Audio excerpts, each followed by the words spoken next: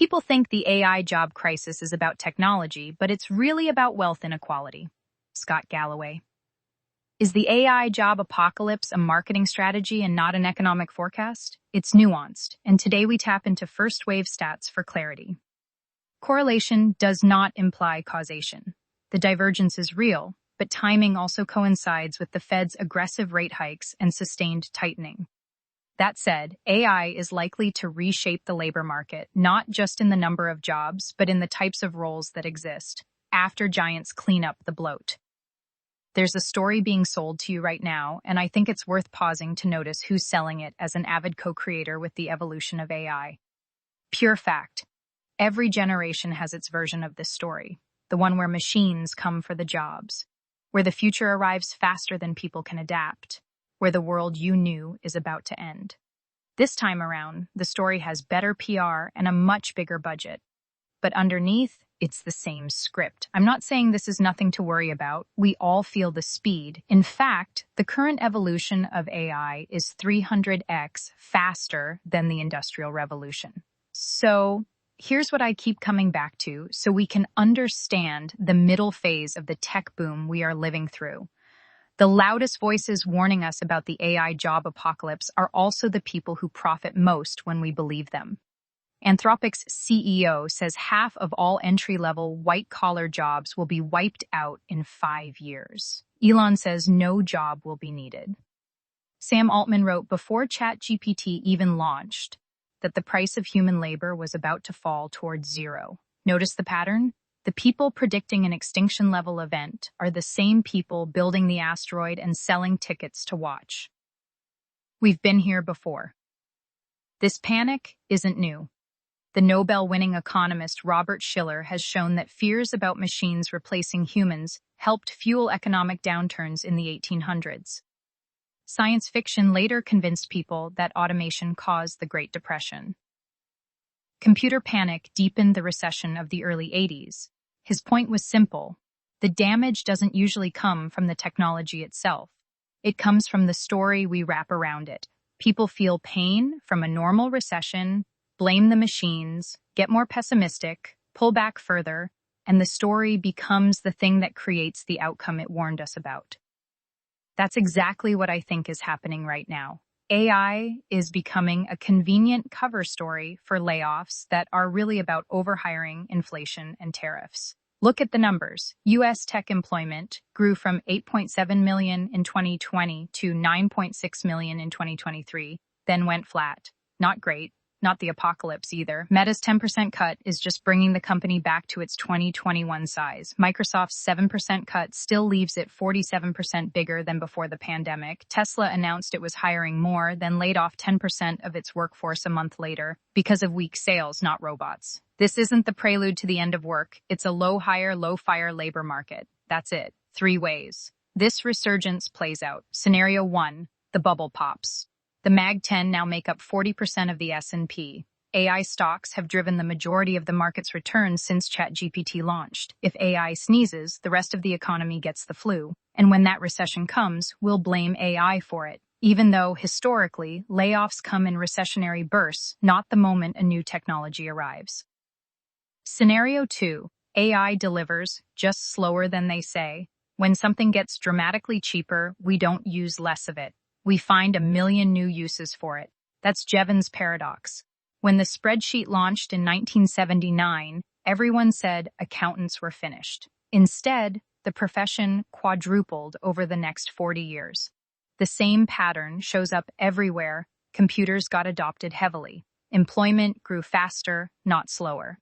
Programmers today are coding less and thinking bigger. They've gone from construction workers to architects. The real question for any knowledge profession isn't, will AI replace this? It's, is the human demand for analysis, judgment, and oversight elastic? I think it is, and I think we're about to discover how much demand has been quietly waiting for the cost of execution to drop. Scenario 3, the disruption outruns us. This is the scary one. AI hits every sector at once, no policy response, full collapse of the recovery cycle. But here's the part most people miss.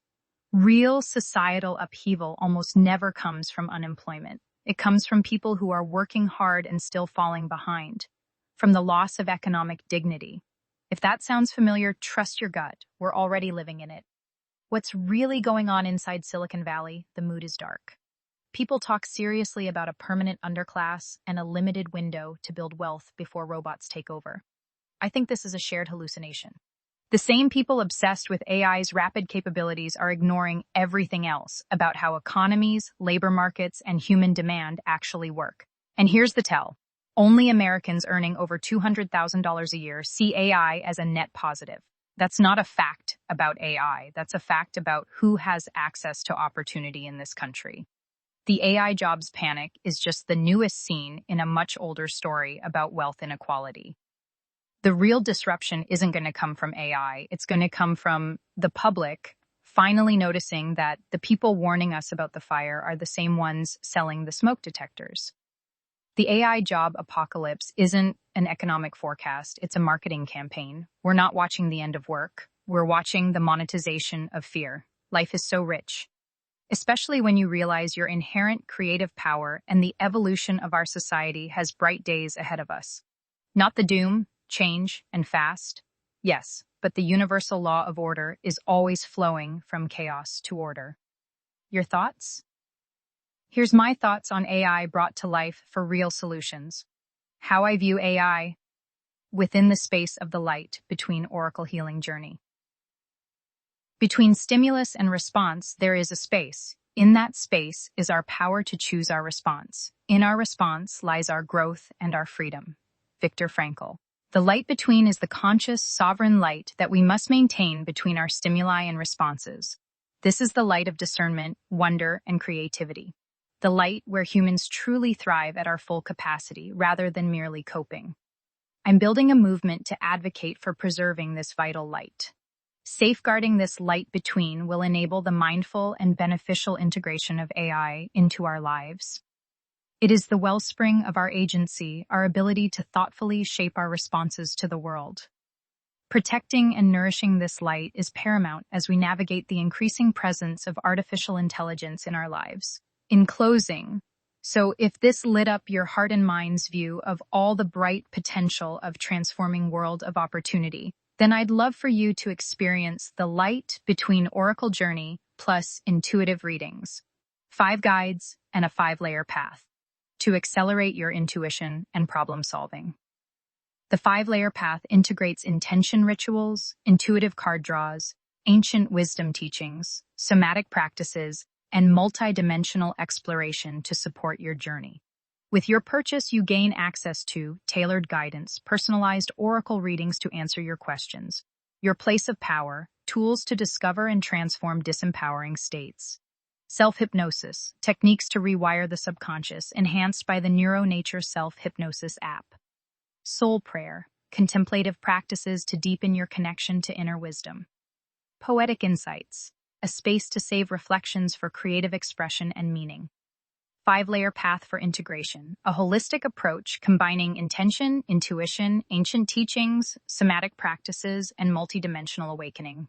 Start for free and upgrade for deep awakenings and spiritual problem solving that resolves the daily self-doubt and uncertainty.